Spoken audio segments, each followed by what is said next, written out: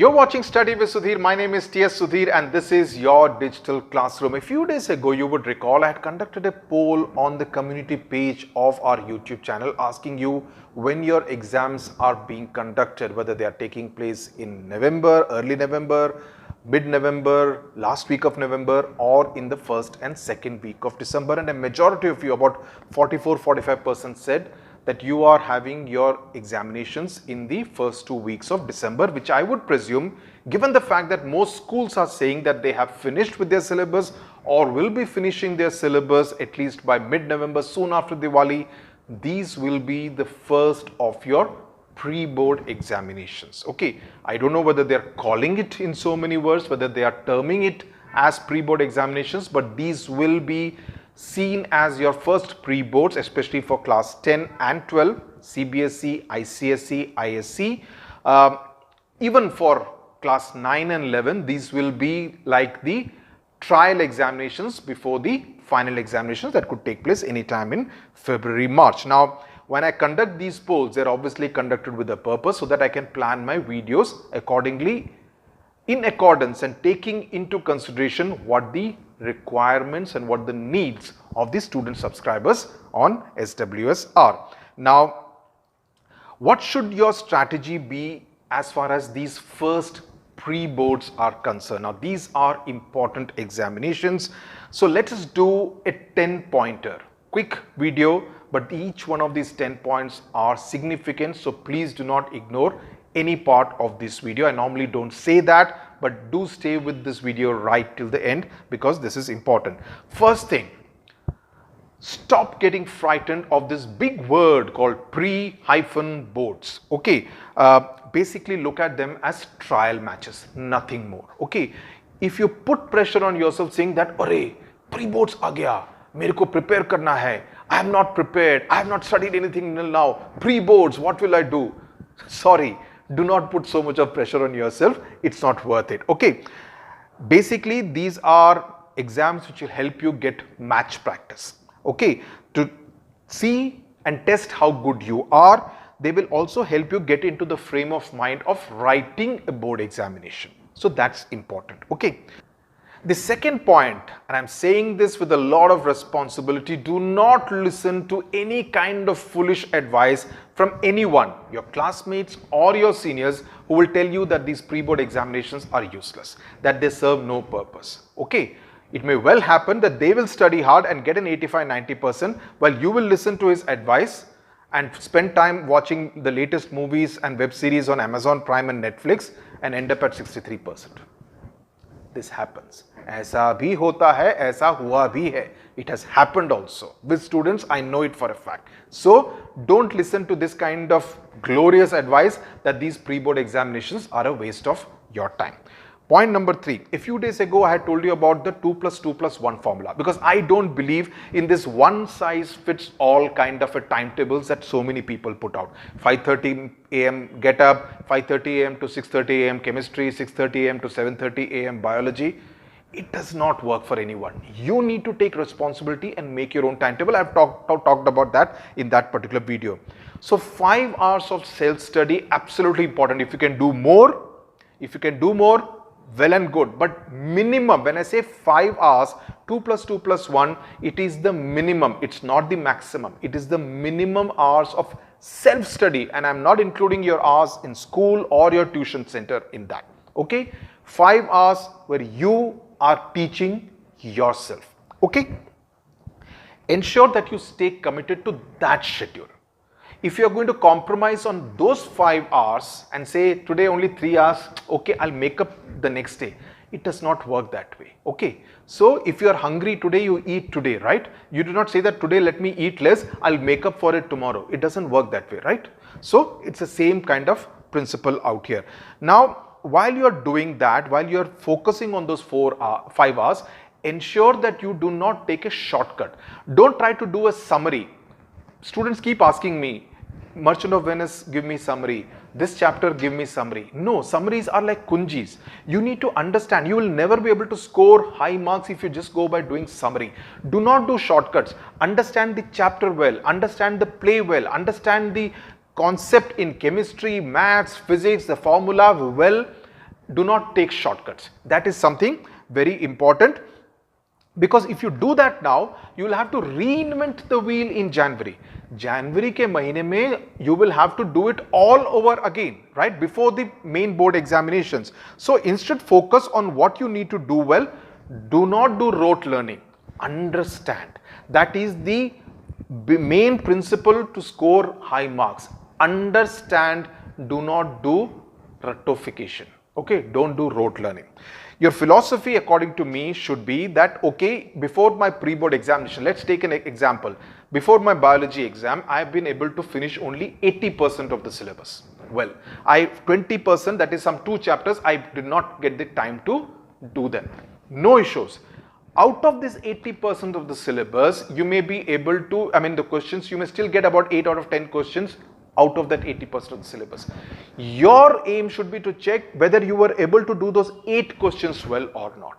If you have been able to do well in those 8 questions, scoring 100% in those 8 questions, you are on the right track. You are actually on the right track. The remaining 20% you can do for the next pre-board examination.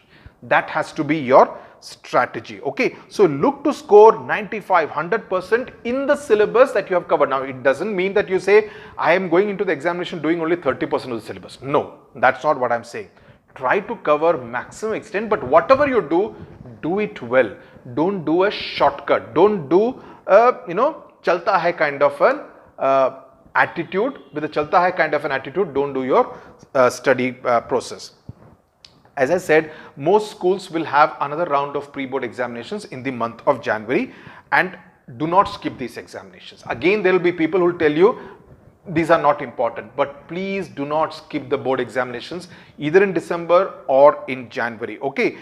Because obviously these marks are not going to be counted in your final board examinations for class 10 and 12, but you will get to strategize your exam strategy. That's something very important. It will give you a sense of speed. With what speed you need to write, it will give you a sense of time management. Now, time management reminds me, you need to actually use these pre-boards to fine-tune how to approach different paper.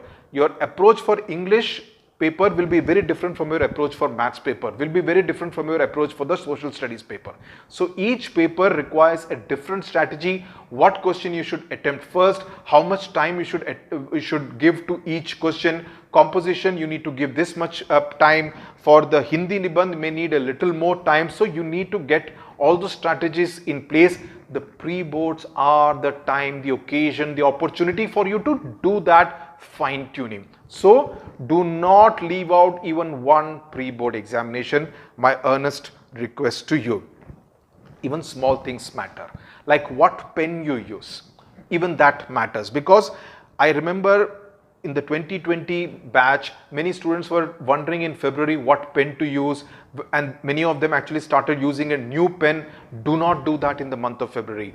Use a pen in your board examination, what you have used in your pre-board examinations, and be comfortable with that pen.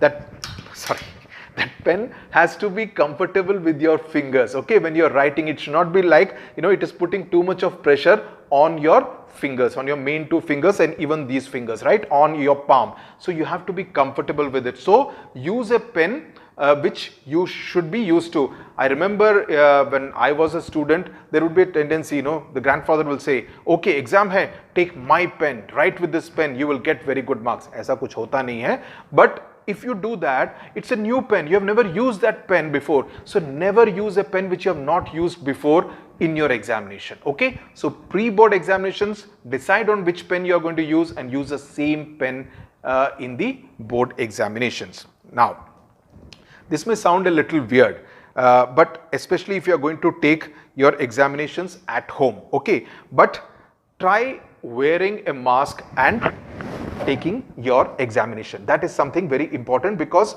for all you know, this may be part of the standard operating procedure in your final examination also.